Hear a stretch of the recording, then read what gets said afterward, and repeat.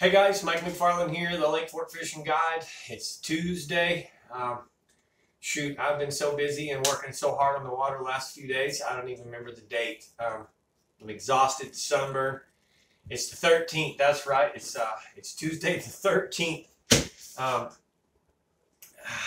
Really been after it on Fork, guys, and I got some information to share you that's pretty valuable. So first off, let's go to the board like we always do and tell you about the conditions of the water. From the time we talked last week and Thursday, Friday, Saturday, Sunday, Monday, we've got a pretty good change. They're back dropping fast again. We pulled municipal source. So between last Thursday, Friday, and today, Monday, or yesterday and today, we've dropped a couple inches. We're 397.18 yesterday, another half inch today, 397.14. It's dropping fast. A half an inch a day adds up quickly. You do that for 1 month, a half an inch, that's a foot and a half in a month. So before we know it, we're going to be right back where we were with low water conditions. But the good thing is we're still 0.14 higher than we were from the original drop that the Sabine River Authority did back in February to fix the dam.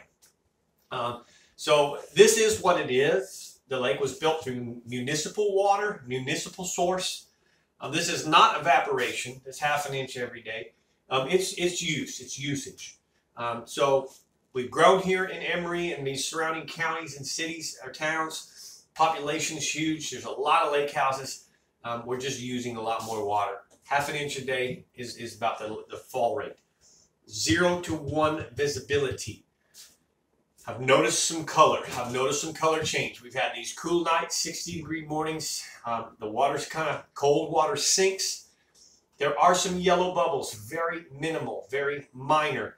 Those again suggest turnover, the beginnings of turnover. What those yellow bubbles are is those methane gases floating up through the water column. They're coming from the dead debris that was down in the bottom from the summer when we had a thermocline.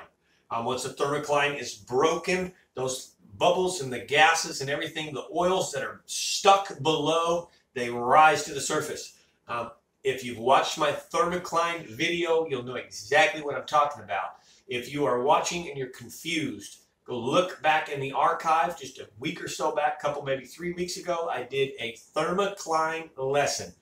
Thermocline and turnover lesson. You need to go watch that. It's one of my better lessons. And certainly better lessons that I've done in a long time. It makes a really good explanation of what a thermocline is, first of all, period. An even better explanation of what and how it affects Lake Fork. And it also closes with what a turnover is. It's scientific. I did my homework. I did my Google searching. I put everything on paper. I really, really feel that you need to watch that if you don't know what a thermocline is or what a turnover is. But the water has turned kind of brown in just a few areas. And again, with the fresh water, the 2 feet of water that we got, 26 inches of water that we got, the turnover should be mild this year. It shouldn't be nasty. With that being said, the water temperature is what this is all about. We're still warm. If you follow me, been following me, in the springtime as we warm trend, we got the 50-degree water, and we get to 55 degrees, and we start catching them on square bills, and we start catching them on glide baits, and so on and so on. And as the water warms, the bite changes, and the baits change. One of the things I've always talked about is, 70s, upper 70s, post-spawn, 78, I'm on a jig bite, and I continue that football jig until the water reaches 84 degrees. At 84 degrees, I switch to the big worm. That's when I start fishing the summer pattern, 84 to 86, 89, 90 degrees, big worm. We're still floating in those low 80s, okay? So the big worm bite, that summer pattern bite, is still really there. It's the better bite of everything. We've had some cool trend. We've had fresh water. We've had fish move, and they're scattered from 0 to 20 feet. The best bite is really in the 10 to 12 range, and sometimes in the afternoon, even as deep as 18 feet. Big worms still are catching the better fish. The Magnum trick worms, the V&M J-Mag worm, those are really the blue fleck and the plum colors and your watermelon candy colors. That's really the best bite to go out there and catch the bigger fish. There's a crankbait bite, okay, in the trees, just like we've talked in the past on the archives of suspending fish offshore in the trees, crankbait bite. But we're dropping fast, okay? There's still also a topwater bite. It's very, very shallow, and I mean dirt shallow. It's not a pattern, it's scattered, random. You almost just have to tie on a topwater. Popper is better than a walker. Whopper ploppers are working a little bit. The Berkeley Chapo is working. But a popping type style bait, turn and burn.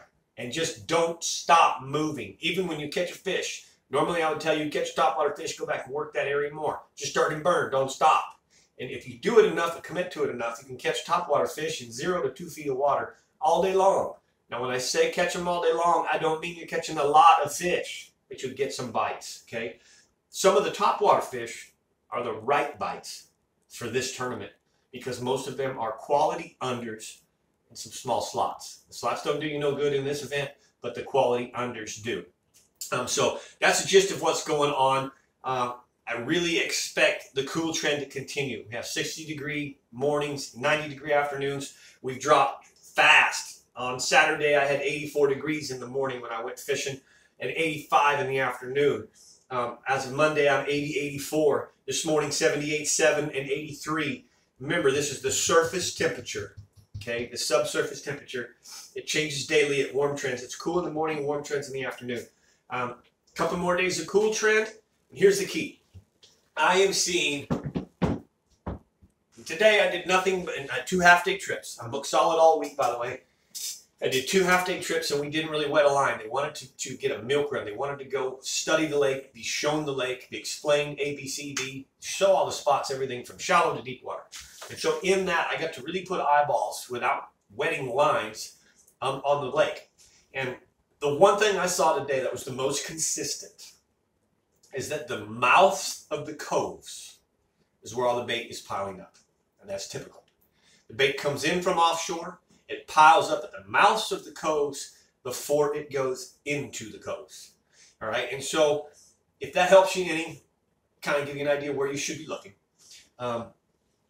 Again, big worms are the ticket. So I got a buddy of mine, Jay Bonner. He's a great young man. He's a great guide on Lake Fork, Jay Bonner. He's pouring worms right now. So some things, you know, power worms are really good. But if you want to get your hands on big worms, you're out of power worms. You can't get the black grape like I talked about. Well, here it is right here. This is a 10-inch curly tail, 10-inch in black grape, purple, blue fleck, whatever color you want. Jay's pouring some worms right now, so I just wanted to kind of give a big shout out to him. He's a nice friend of mine. He's a fellow guide on the lake. As I said, I am completely booked. There are no more openings, nothing available, but if you're looking for a last-minute guide to show you what's going on for, hit Jay up. Text me if you're interested. I can get you his number. But what I want to back up to is the members-only channel. Okay, I just gave you some good quality information. There's a crankbait bite. There is a big worm bite. There is a shallow top water bite, and even some underspins and a few other baits. Swim jig bite. Bass Lady Brook caught some fish flipping worms in trees. All right. If you really want to know more details, I'm trying to help you. You can go out there and take this information and do your own homework. But I talked about just now bait in the middle of the coves. Okay, the middle of the beginning ready to migrate. If you want a little more detail than I'm giving you right here publicly, you need to subscribe. That's all there is to it. I'm inviting you. I'm pleasantly inviting you. I'm asking you, please come to the members only channel. In a minute, I'm going to go get in the boat. I'm going to go get in the Skeeter FXR, the 2022 Skeeter FXR. I'm going to pull the rods out of the lockers that I used today. The stuff that I showed my clients, the stuff that I used yesterday, the stuff I used Saturday to catch all those big fish. If you follow me on Facebook, Mike McFarland, or The Lake Fork Guide, then you saw I had big fish last week. Big fish, a 7.7, a 6, a 5. You want to know where those fish were caught, how those fish were caught, what the baits were caught on. More detail than you get here in this regular public subscription. Subscribe to my members only channel. I'm going to go in the boat. I'm going to tell everybody about it. I'm going to tell about the bait. Where did I see? I told you if there's bait piling up in the mouths of the creeks, I'm going to tell you which creeks. I'm going to tell you where to be and how to react to that and what to expect with that. Here's one thing that I like to do. A good deer hunter, a good deer guide, will put himself in front of the deer, and the deer come to him. They never chase the deer, or you never catch the deer. So one of my favorite things that I pride myself in as a fisherman, as a professional fisherman, as a fishing guide, is I like to study, understand the fish's habits, understand the lake or lake streams, whatever it is that I'm on, terrain, cover, etc., and make good predictions to put myself and my fishermen clients in front of the fish, so as the fish make moves and changes, they come to us. All right, I'm going to be doing a video pretty soon about keeping yourself in front of the fish. That's what my next lesson is going to be. How do you know where to put the boat? How do you understand how to stay in front of the fish as they begin to make changes? They're going to come out of a summer pattern into a fall pattern. How do you know that pattern? How do you understand it? How do you get in front of the fish so that they come to you? It's the best way to be because they're fresh and you're the first one there. If you make the right choices, you're the first one leading the pack. You're the first one catching those new fish as they start making their change. Okay, so the fish are transitioning. 0 to 20 is the bite. Please come to the members only. You can watch that show. All you gotta do is go subscribe. Go to any one of these channels or any one of these videos. Hit the join button at the bottom. Follow the procedures. It's $4.99 a month. You spend more than that on a bag of worms, 1 gallon of fuel these days. It seems like all you got to do is drive from here to Brookshire's and back, and you spent $4.99 in your truck. So please, for a whole month subscription, I'm not asking anything crazy. However, I will tell you this. I am grateful if you don't subscribe. I'm still grateful for your regular public subscription. Thank you so much for watching. I'll be back Thursday to give a little more details about the lake, and I'll try and keep you guys going on so that you got something for this event. Other than that, I appreciate you. Hit the like button, hit the comment button. Any questions you have, hit those below. And hopefully I'll see you on the lake. If I do, say hi. And hopefully I see you commenting in the members only channel. Thanks for watching. I'm Mike McFarland, the Lake Fork Fishing Guide.